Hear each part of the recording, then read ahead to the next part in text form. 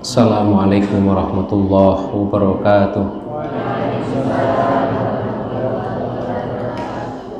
Innal hamdalillah nahmaduhu wa nasta'inuhu wa nastaghfiruh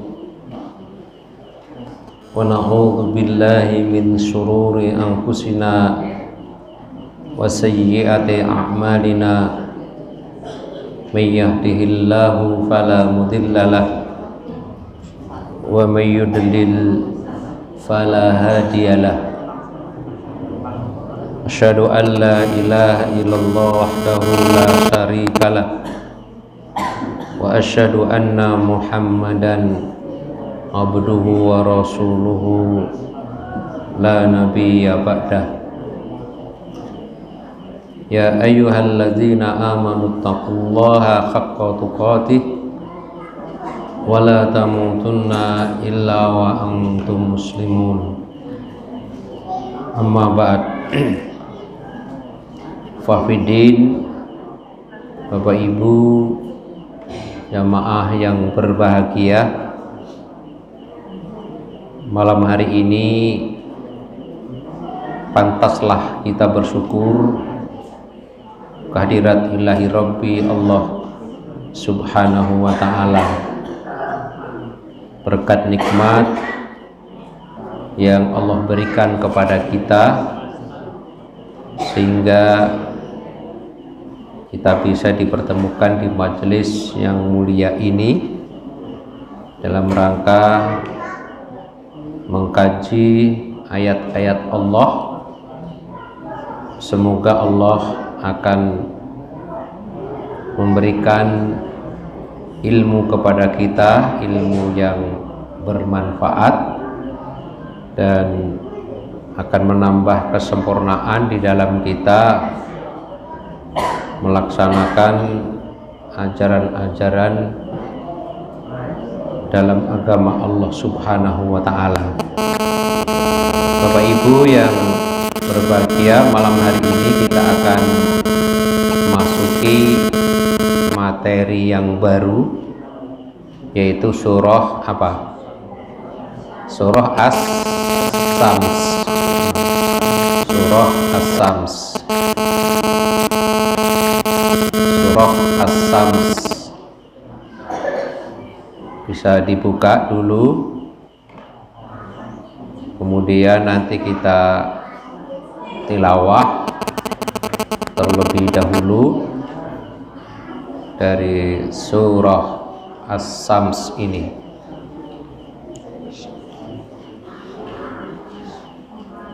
A'udzu billahi minasy syaithanir rajim. A'udzu billahi minasy syaithanir rajim. Bismillahirrahmanirrahim.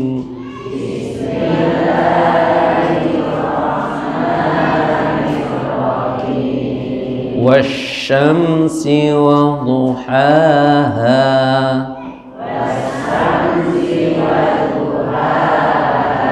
wal qamari idza talaha,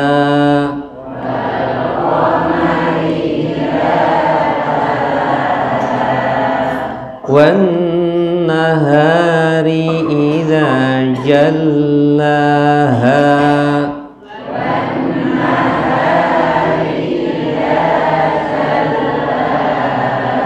wal-laili idza yaghshaha,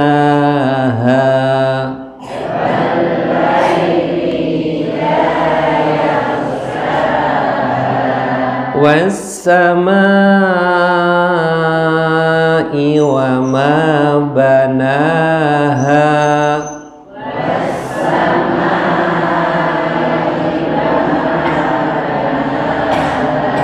wal-ardi wa ma tahaha,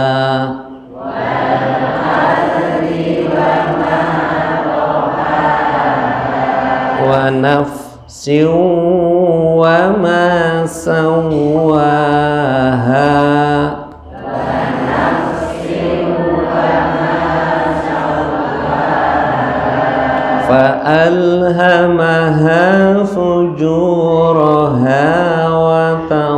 taqwaha.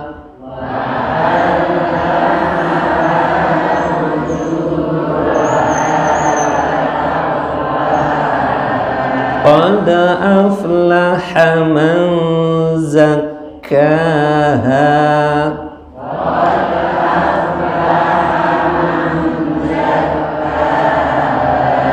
Wa qad khaba man dassaha.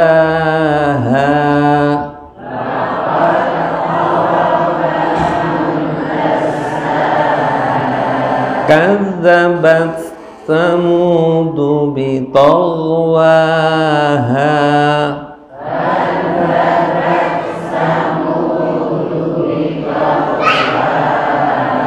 Idzin ba'atha ashqaha.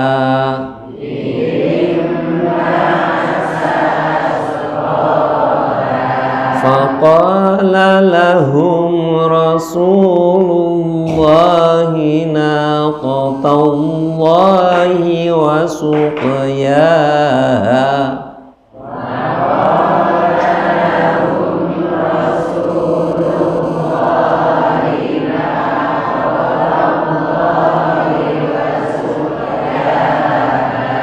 Fakazzabuhu fa'aqaruha.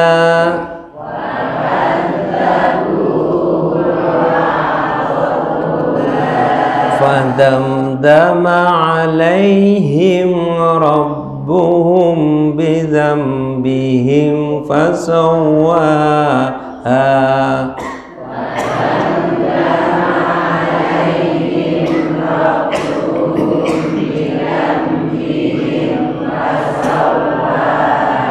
Wala yakhafu uqbaha.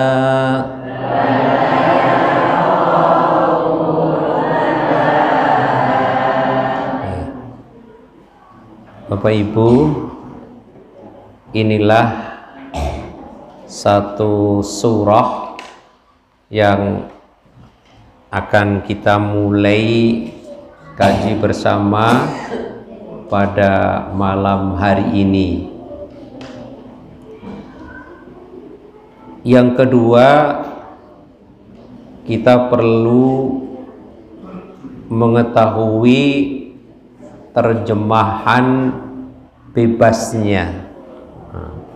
Setelah kita membaca, kita perlu memahami terjemahan bebasnya. Diharapkan ketika nanti kita mulai masuk pembahasan materi per ayat, kita sudah punya satu gambaran, meskipun belum secara detail.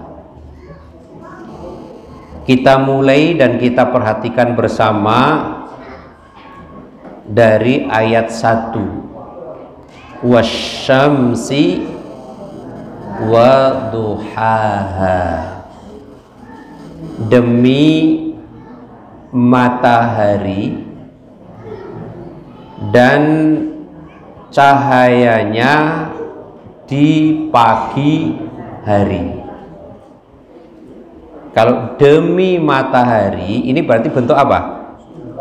Bentuk sumpah. Jadi Allah bersumpah dengan apa?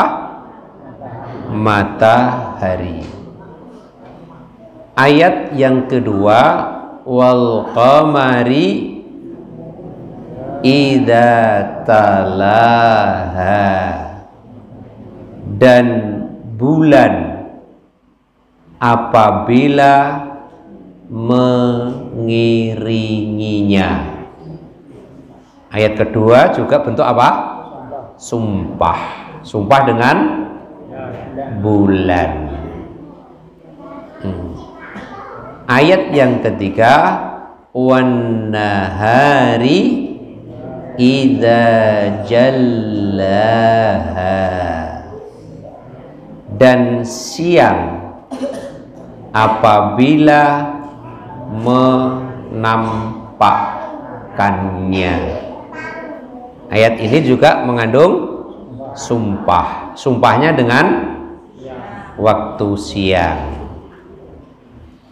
Ayat yang keempat, wal-laili idza yaghshaha, dan malam apabila menutupinya. Merupakan apa? Sumpah lagi dengan waktu malam. Ayat yang keberapa? Kelima. Was-samai wa ma bannaha, demi langit ya serta pembinaannya. Bersumpah lagi dengan apa? Dengan langit. Terus ayat yang ke-6, wal ardi wa ma tohaha, dan bumi serta penghamparannya. Merupakan apa? Sumpah dengan bumi. Ayat yang ke-7, wa nafsi wa ma sawwaha, dan jiwa serta penyempurnaannya dalam apa? Ciptaannya. Merupakan apa lagi nih? Sumpah dengan jiwa. Ayat yang ke-8, fa'alhamaha fujuraha wa taqwaha, maka Allah mengilhamkan kepada jiwa itu jalan kefasikan dan apa? Ketakwaan. Masih sumpah? Masih sumpah? Tidak. Berarti sumpahnya sampai ayat berapa? 7. Berarti Allah bersumpah dengan 7. Dengan 7 macam yang ada pada surah ini. Ayat yang ke-9, qad aflaha man zakkaha, sesungguhnya beruntunglah orang yang mensucikan jiwanya. Karena jiwa di atas tadi ada jiwa apa? Kefasikan, dan ada jiwa ketakwaan. Maka berbahagialah orang yang menyucikan jiwanya. 10, wa qad khaba man dassaha, dan sesungguhnya merugilah orang yang mengotori jiwanya. Kebalikan dengan ayat berapa? 9. Terus ayat 11, kazzabat samudu bitawwaha, kaum Samud telah mendustakan rasulnya karena mereka melampaui batas. Kemudian ayat 12, idzim ba'atha ashqaha, ketika bangkit orang yang paling celaka di antara mereka, Ayat 13, faqala lahum Rasulullahi naqatallahi wa suqiyaha. Lalu Rasul Allah berkata kepada mereka, biarkanlah unta betina Allah dan meminumnya. Ya, nanti ketika kita kaji, kita akan mendapatkan gambaran seperti apa.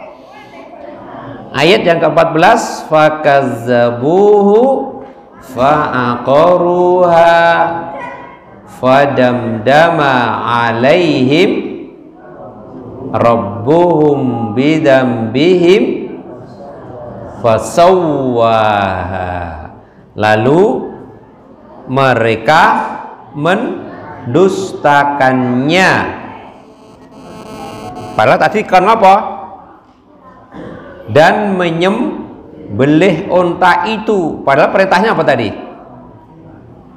Biarkanlah. Tapi malah dia apa? Sembelih.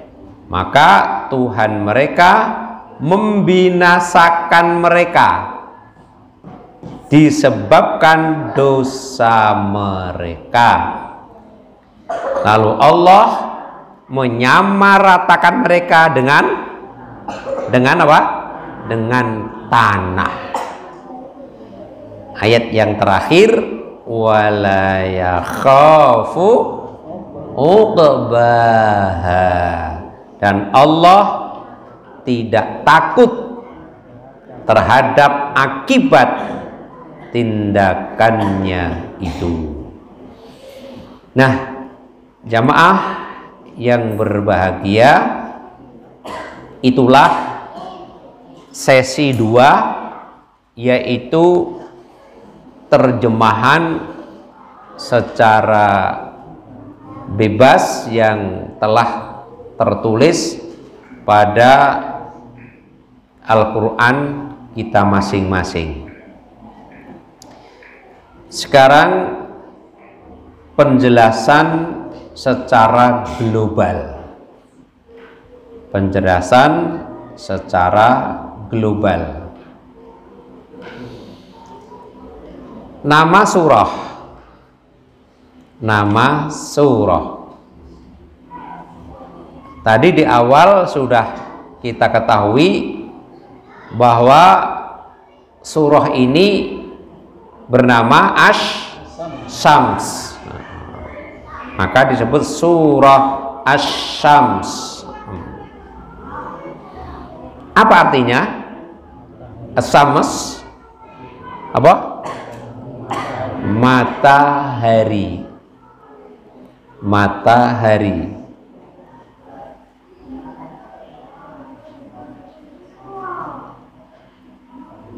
Ini kata yang sering kita dengar. Matahari ini, Asy-Syams.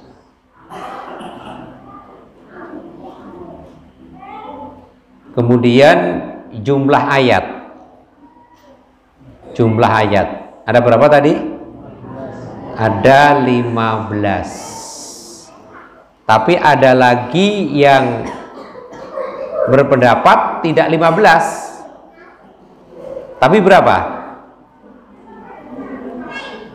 Tapi berapa? 16. Nah, ada lagi pendapat yang mengatakan jumlah ayatnya tidak 15 tapi 16.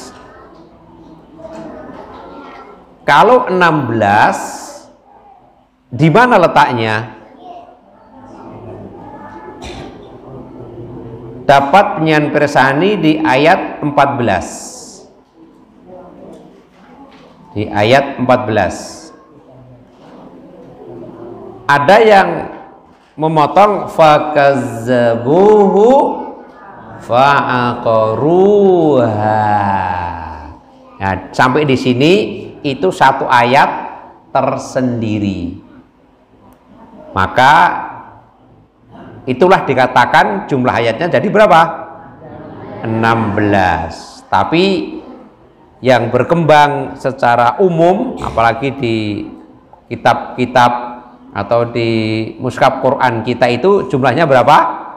15. Karena ayat 14 itu tidak dipotong. Tapi bagi yang berpendapat bahwa 16 karena pemotongannya di ayat 14, fakazzabuhu fa'aqaruha. Jamaah yang berbahagia, surah ini diturunkan sesudah surah Al-Qadar. Jadi surah ini surah apa? Surah Asy-Syams ini diturunkan sesudah surah Al-Qadar. Yang berbunyi bagaimana? Inna anzalnahu fi Lailatul Qadar. Nah, itu selesai. Terus surah Asy-Syams ini diturunkan. Berikutnya surah ini tergolong surah Makkiyah.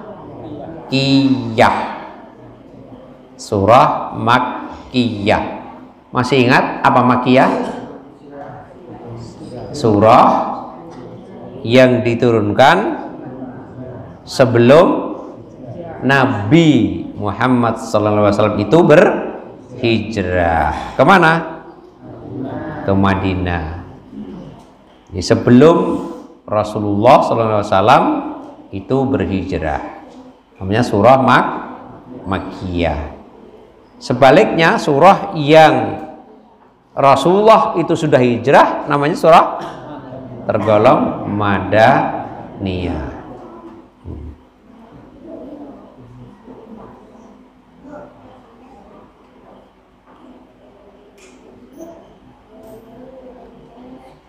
Terus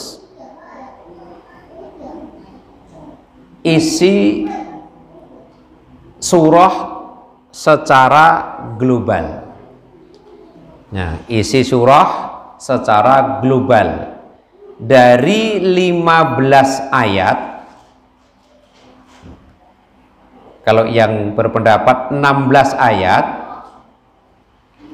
itu secara umum, secara global itu ada 3. Ada 3. Maka sebelum kita mempelajari per ayatnya perlu mendapatkan satu gambaran secara umum terlebih dahulu, secara global terlebih dahulu. Jadi surah ini isinya itu secara global ada 3. Yang pertama, penjelasan makhluk-makhluk Allah yang istimewa. Jadi secara umum surah ini memberikan satu penjelasan terhadap makhluk-makhluk Allah yang istimewa.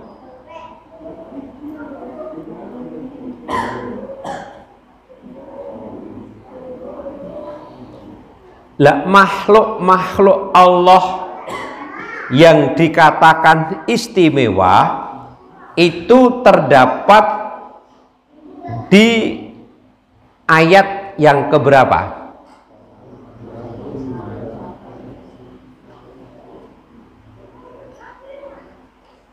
Jadi makhluk-makhluk Allah yang dikatakan istimewa pada surah ini itu jumlahnya ada 7. Jumlahnya ada 7. Ada 7 makhluk Allah yang dikatakan istimewa. Lah 7 itu apa? Nah, tadi kan sudah kita apa? Kita baca apa? Terjemahannya. Nah, 7 yang dimaksud itu adalah makhluk yang dijadikan Allah sebagai apa tadi? Sebagai sumpah. Sebagai sumpah. Berarti terdapat pada ayat berapa sampai berapa? Ayat 1 sampai 7. Nah, paham kan? Setelah kita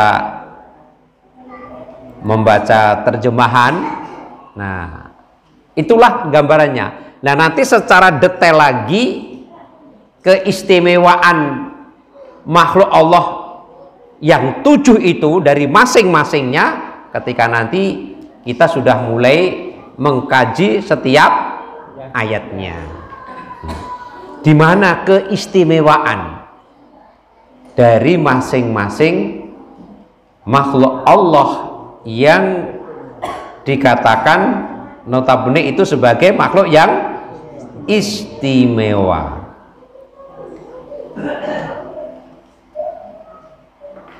Karena apa kok dikatakan istimewa? Karena dijadikan apa? Sumpah oleh Allah. Maka makhluk yang dijadikan sumpah oleh Allah itu ada beberapa keistimewaannya. Karena sangat penting. Kalau tidak ada keistimewaan, nggak akan dijadikan sebagai media sumpah. Jadi ayat 1 sampai ayat 7. Yang pertama tadi apa? Matahari. Yang kedua apa? Bulan. Yang ketiga apa? Waktu siang. Yang keempat waktu malam. Yang kelima langit. Yang keenam bumi. Yang ketujuh jiwa. Nah, semua itu adalah dikatakan makhluk Allah yang istimewa. Nah, keistimewaannya itu apa?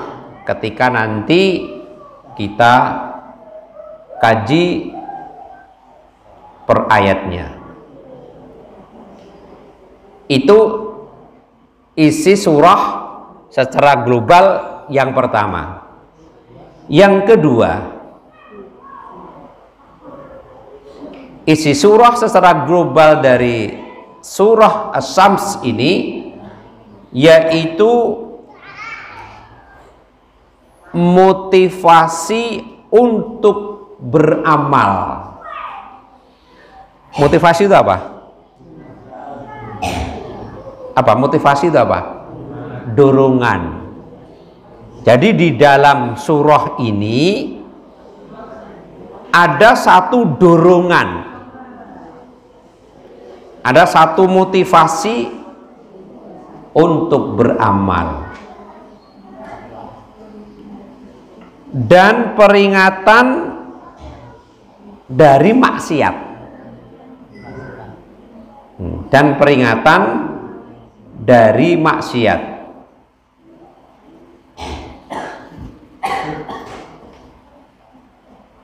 Apa?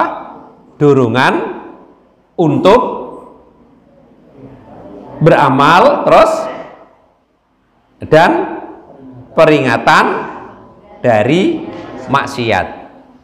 Jadi didorong untuk selalu melakukan satu amalan, kemudian diingatkan dari perbuatan-perbuatan maksiat.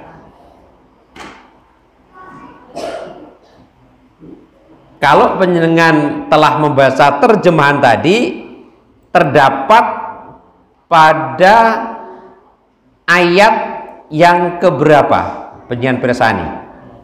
Penjagaan Pirsani di ayat yang keberapa yang memberikan satu motivasi untuk beramal dan peringatan dari maksiat.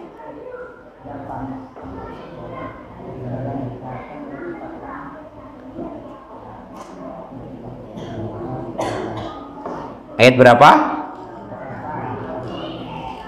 Ayat 8. Motivasinya beramal di mana? Nah, pada ayat 9 dan 10. 9 itu sebagai motivasi untuk beramal. Mana? Qad aflaha man zakkaha. Sungguh beruntunglah orang yang menyucikan jiwanya. Maka ini dorongan untuk beramal baik. Agar apa? Agar jiwa itu menjadi apa? Menjadi bersih, menjadi suci. Nah, ini dorongan untuk beramal, untuk melakukan satu amalan kebaikan. Ini dorongan. Ingin jiwanya suci, ingin jiwanya bersih, ya beramalah. Kan begitu. Maka dorongan. Sedangkan yang ayat 10 sebagai peringatan dari apa? Kemaksiatan. Di mana? Waqad khaba man dassaha. Dan sungguh apa? Merugilah orang yang mengotori jiwanya. Nah, berarti ini satu peringatan dari perbuatan apa? Maksiat. Kalau nanti kamu maksiat, berarti jiwamu akan kotor. Nah, jiwanya akan kotor. Nah, maka gambaran secara umum yang nomor 2 adalah motivasi untuk beramal dan peringatan dari maksiat yang terdapat pada ayat 9 dan ayat 10. Karena apa? Jiwa itu akan bisa apa? Suci dengan apa? Amal salih, amal kebaikan. Nah, maka dorongan. Dan sebaliknya jiwa itu akan apa? Kotor manakala dengan maksiat. Maka diperingatkan jangan sampai melakukan kemaksiatan. Itu yang berapa? Yang kedua. Sedangkan yang ketiga, isi secara global pada surah As-Sams ini, yaitu sebagai ancaman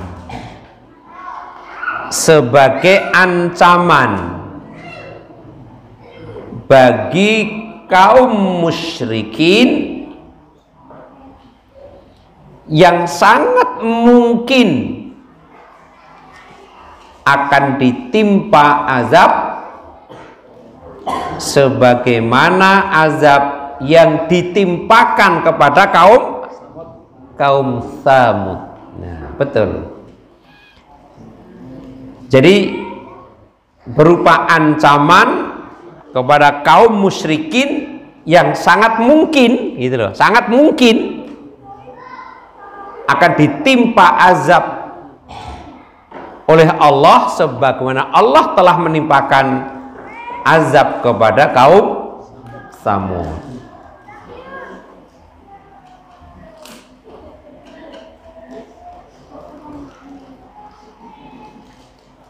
Dan juga peringatan keras kepada kaum musyrikin Kaum musyrik ini apa toh? Orang yang selalu berbuat syirik, yang terus menerus berbuat syirik. Nah, jadi sebagai peringatan bagi kaum musyrikin yang terus menerus berbuat syirik dan mendustakan Rasulnya, yang kalian nanti akan ditimpa azab sebagaimana azab yang ditimpakan kepada kaum siapa? Kepada kaum Tsamud.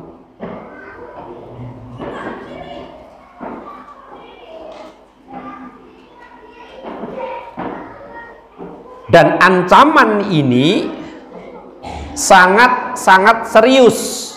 Serius siapa? Ya tenan, serius gitu. Sangat serius. Enggak main-main itu. Tidak hanya gertak apa? Tidak hanya gertak sambal, ramun gertak sambal, itu serius ini. Ancaman ini sangat serius. Dengan bukti Allah bersumpah sampai 7 kali. Jadi bentuk ancaman dengan serius ini dibuktikan karena Allah sampai apa? Bersumpah. Jane umpama Allah nggak bersumpah no, apa nggak yakin toh? Hah? Ya yakin. Tapi potongan manusia kuwi nek diawali dengan apa? Dengan sumpah, no lagi apa? Kita mantep akhir percaya. Meskipun Allah tidak menggunakan sumpah, kita tetap yakin apa yang Allah firmankan itu pasti adanya. Tapi manusia itu nek diawali dengan kata-kata sumpah, no mantap kan gitu loh. Umpama panjenengan apa? Panjenengan iki ngendikan wae terus dipaidu wae akhirnya panjenengan piye? Nah, arek ngono to. Untuk meyakinkan. Nah, jadi manusia ini dengan sumpah akan punya satu keseriusan, baru keseriusan. Tapi karena ini Allah yang ngendika meskipun tidak dengan sumpah, kita pun tetap yakin. Maka ini dengan sumpah Allah sampai berapa kali? 7 kali. Ini menunjukkan bahwa ancaman itu sangat-sangat serius. Nah, hal ini berada di ayat berapa? Terangkum di ayat berapa? Di ayat 11 sampai dengan ayat terakhir. Berarti ayat berapa? 15. Lah, 3 penjelasan, 3 gambaran secara global isi surah As-Syams yang nantinya tentunya akan lebih detail dari gambaran isi 3 tadi manakala kita sudah mengkaji dari ayat per ayatnya. Jamaah yang berbahagia, keutamaan dari surah Asy-Syams ini, ada keutamaan apa? Ya. Memang ada toh surah-surah tertentu yang ada satu keutamaan dan memang itu dijelaskan kan begitu, dijelaskan. Nah, dalam surah As-Syams ini keutamaan apa yang ada? Ini berdasarkan hadis sabda Rasulullah SAW yang diriwayatkan oleh Imam Bukhari dan Imam Muslim. terangkum di riwayat itu. Begini kisahnya. Mu'adz bin Jabal.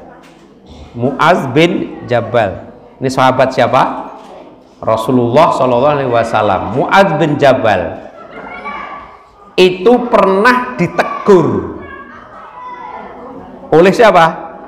Rasulullah Shallallahu Alaihi Wasallam. Jadi Rasulullah menegur siapa? Mu'adz. Mengapa ditegur? Karena terlalu lama dalam apa? Mengimami sholat. Jadi Mu'adz itu mengimami banyak jamaah terlalu lama. Lah kok Rasulullah bisa menegur? Nah, maka ini nanti yang akan kita pelajari. Lah kisah urutannya adalah hadis dari Jabir radhiyallahu anhu. Ia mengatakan, anna Mu'adz bin Jabalin radhiyallahu anhu kana yusalli ma'an nabiyyi sallallahu alaihi wasallam. Mu'adz bin Jabal, siapa yang menceritakan tadi? Jabir, pernah sholat bersama Nabi sallallahu alaihi wasallam.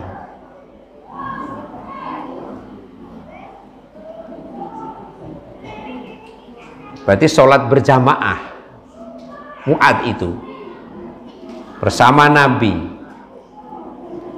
Summa ya'ti qaumahu fayusalli bihimus shalah faqara'a bihimul baqarah.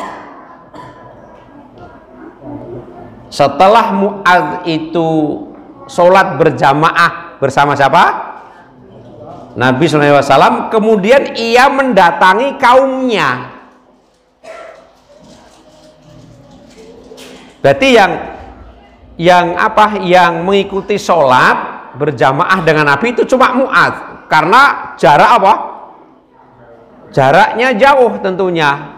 Maka Mu'adz yang mendatangi jamaah bersama Rasulullah. Nah, Mu'adz sholat dulu bersama Rasul, baru apa? Baru pulang.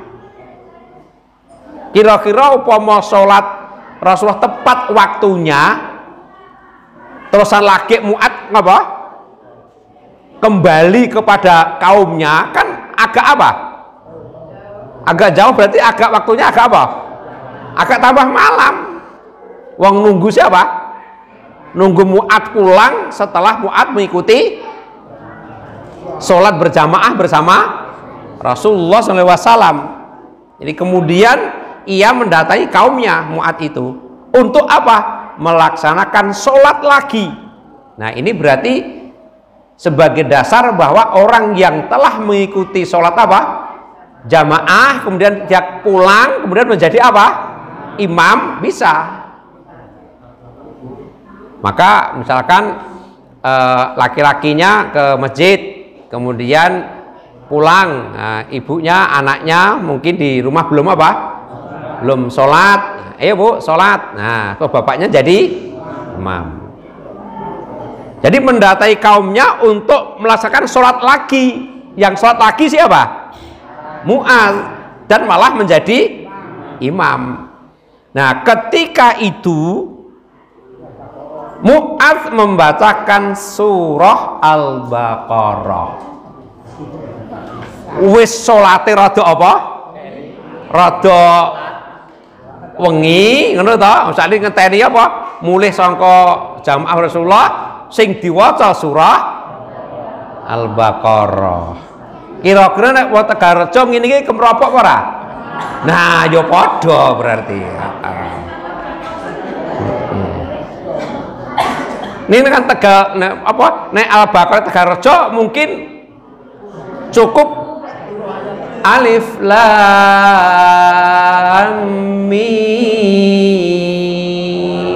Allahu Akbar ngono.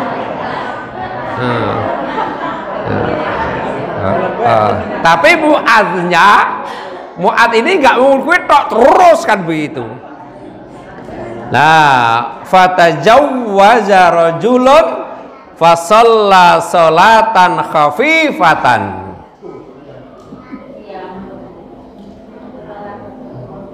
Lantas ada seseorang yang mental piye? Medot. Amarga apa? Amarga kesuwen Mu'ad membaca surah Al-Baqarah. Terus enek wong sing mental medot terus salat sendiri sing secara ringkas terus ngrampungi dewi.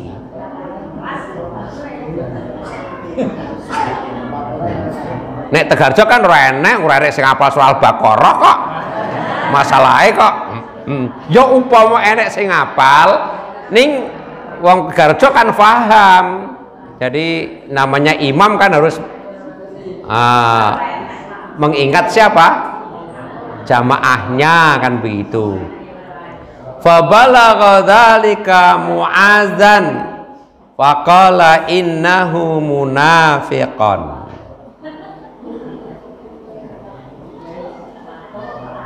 Nah, hal tersebut sampai pada telinga Mu'adz.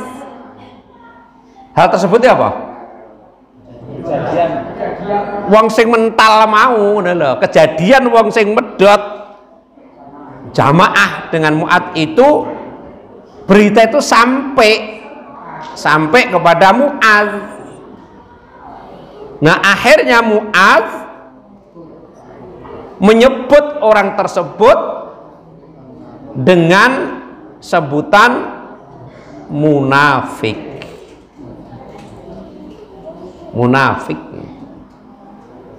Sing ngarai sapa iki? Mu'adz. Mu'adz, bahasa kita tadi kamu kan imam ya, membaca surah Al-Baqarah ya. Nah, tadi ada yang mental medot sholat dhewe ringan wes. Nah, terus Mu'adz menyampaikan, memberikan jukan bahwa orang itu adalah munafik. Fabalagha dzalikar rajul. Nah, tuduhan siapa? Mu'adz, orang itu dikatakan munafik itu sampai pada orangnya. Ngerti atau sampai genti. Wah, aku diarai apa? Munafik kok. Ngono genti. Gayeng iki. Nek ngene iki. Nah. Iya ta? Jadi Mu'adz dikandani nek lekmu maca kedawan enek wong medot terus Mu'adz, oh sing medot berarti munafik. Nah, terus beritaku tekan gone sing medot mau. Kira-kira pemenang kene ribet ora ngono kuwi? Ngopo ribet? Nah, fa'atan nabiyya sallallahu alaihi wasallam. Nah, amarga diarani apa? Diarani munafik. Akhirnya hal ini dilaporkan kepada siapa? Rasulullah sallallahu alaihi wasallam. Nah, tentunya yang sowan Rasul dua-duanya siapa? Mu'adz dengan yang dituduh munafik yang medot tadi. Sowan yang Rasul wadul ke. Waqala ya Rasulullah inna qaumun na'malu bi aidina wa naski binawadhihina. Wadule bagaimana? Wahai Rasul, sesungguhnya kami ini kaum yang memiliki pekerjaan untuk menyiram ladang. Maksudnya aku gawe aku nek awan kuwi nyirami sawah. Ngono lho. Padahal nyirami sawah zaman itu piye? Nimbo. Bayangkan nimbo. Beda nyirami sawah zaman saiki Tegarejo pakai apa? Sipel. Wis karek kalungan sarung tok karo ledrang-ledreng nyorat-nyorot. Ngono kuwi tok wis penak. Heeh, karek mlaku turut galengan karoan salunge diubel-ubelke ngene iki karo wah singsat ngono udut arek mlaku ngono kuwi lha iki awan panas nyirami sawah nimbo ngene kae jaman kecilikane kan nimbo ngono kae yo sapole to. Lah saat itu ya Rasul Mu'ad sholat mengimami kami semalam itu membaca surah Al-Baqarah.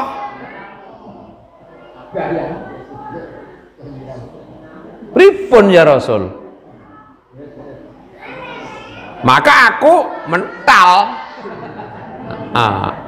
Lalu dia menuduh saya seorang munafik. Pripun Rasul niku? Lah tekno kesel-kesel gek Mu'ad wis bar sepogone Rasulullah SAW bersama mulih rada apa wengi ditunggu kaya-kaya malah Al-Baqarah.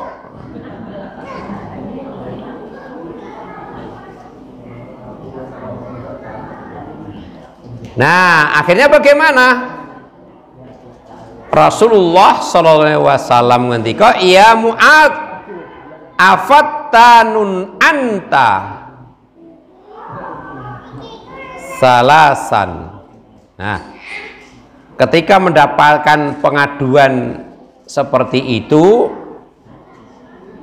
Rasulullah bersabda, "Wahai Mu'ad," nah ini tegurannya, "Wahai Mu'ad, apakah kamu akan menjadi tukang pembuat fitnah?" Nah, ditegur. Jadi nek wong jono Rasulullah bilani sing sapa? Sing medhot mau. Seneni ditegur, namanya ditegur kan enggak pas. Mu'adz, apakah kamu akan menjadi tukang pembuat fitnah? Maksudnya apa? Tukang pembuat fitnah. Nah, penjelasannya memicu orang yang enggan sholat. Amarga apa? Suwe nek carane ngono kuwi engko wong ora gelem salat kuwi engko. Gah nyang masjid kuwi engko.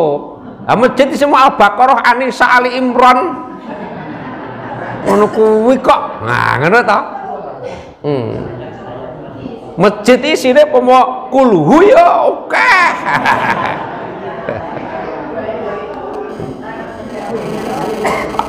Enek tengah latar kono wis buka-buka kulhu wae le ngono kuwi wisan.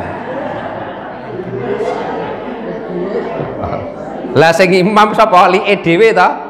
Bengoke kok latar kulhu wae le. Nah, ketika Rasulullah menegur Mu'adz itu sampai 3 kali. Apakah kamu akan tukang pembuat fitnah ya Mu'adz? Sampai 3 kali. Nah, bareng ditegur, terus Rasulullah ngei nasihate, Iqra wasyamsi waduhaha. Mbok iya kowe aja maca apa? Surah Al-Baqarah. Kowe maca wae wasamsi waduhaha. Jadi surah apa? Ya surah Asams iki. Ngono lho. Nah, ketoke nek Segarjo yo gek kedawan. Ya wis. Iya. Jadi upama engko Imam Tegalrejo itu membaca wasyamsi waduhaha dalam sholat apa? Dalam sholat apa? Isya, itu dawuh Rasulullah. Ojo Al-Baqarah wacanen kuwi lho, Mu'ad wasyamsi waduha kuwi wae 15 ayat. Ning nek kuluhu berapa ayat? Nah, milih ndi? Alah raya tenan to. Iya. Nah, paling ndak ilmu panjenengan itu pirsa. Dadi upama wasyam ora dawa kuwi memang kuwi dhisik ceritane begini lho, itu keutamaan surah An-Syams memang dibaca pada salat Isya. Wis nek sesuk enek sing prakteke diguyu-guyu karepmu ya.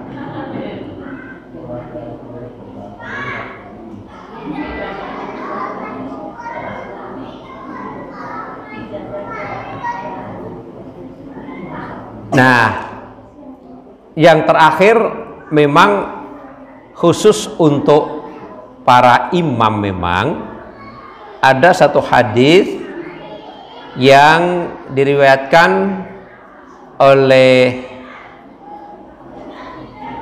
Bukhari dan Imam Muslim.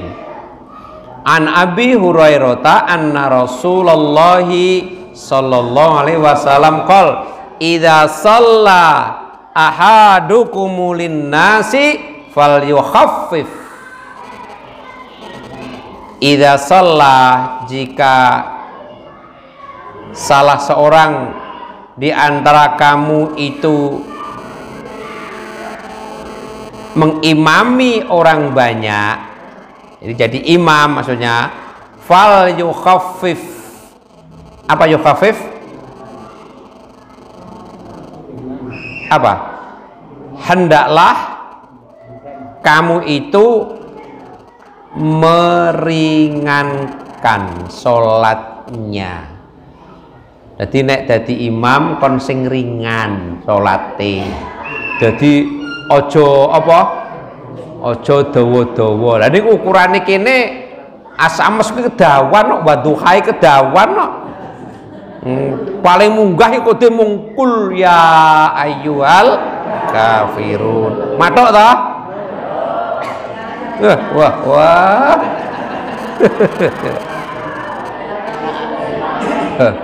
Iya, inna a'tayna kulullahu ahad, kul a'udzu birabbil falak.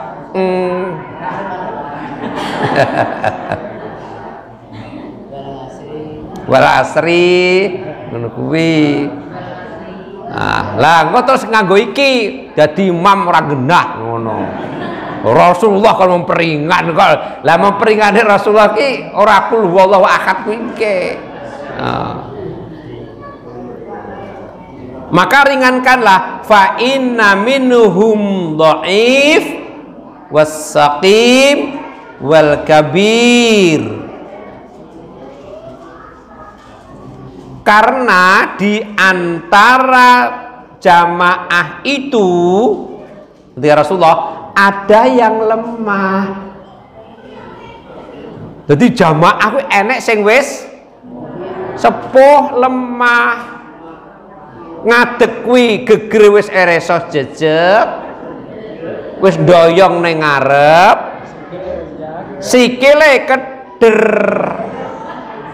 tangane sedakep goyang munggah medun wisan. Piye? Karena apa? Jamaahnya itu ada yang lemah, kata Rasulullah. Di samping itu juga ada yang sakit. Ada yang sakit, wis pilek, campur watuk, kepala nut-nut, cekut-cekut.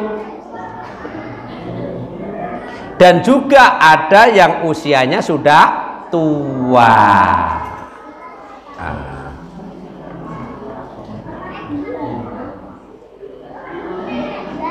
Lah terus bagaimana? Wa idza shalla ahadukum li nafsi falyutawwil masya.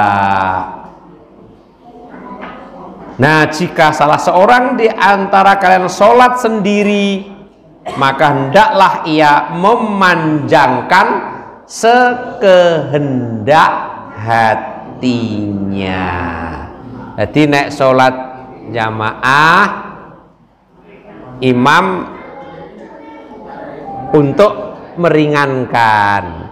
Ning nek pengen dowo nanti ketika sholat sendirian. Apa malah dibalik? Nek dadi imam dowo, engko nek ngijen aja dibalik. Jadi ketika imam itu diringankan, ketika sendiri itu diperpanjang. Nah, Bapak Ibu jamaah yang berbahagia, inilah mukaddimah untuk mengawali membuka kajian secara rinci dalam surah Asy-Syams. Insyaallah akan kita kaji per ayat mulai malam Kamis yang akan datang. Mudah-mudahan kita tetap diberikan kesehatan, kekuatan oleh Allah Subhanahu wa taala, terus bisa istiqomah dalam kajian ini. Subhanakallahumma wa bihamdika asyhadu an la ilaha illa anta astaghfiruka wa atubu ilaik. Assalamualaikum warahmatullahi wabarakatuh.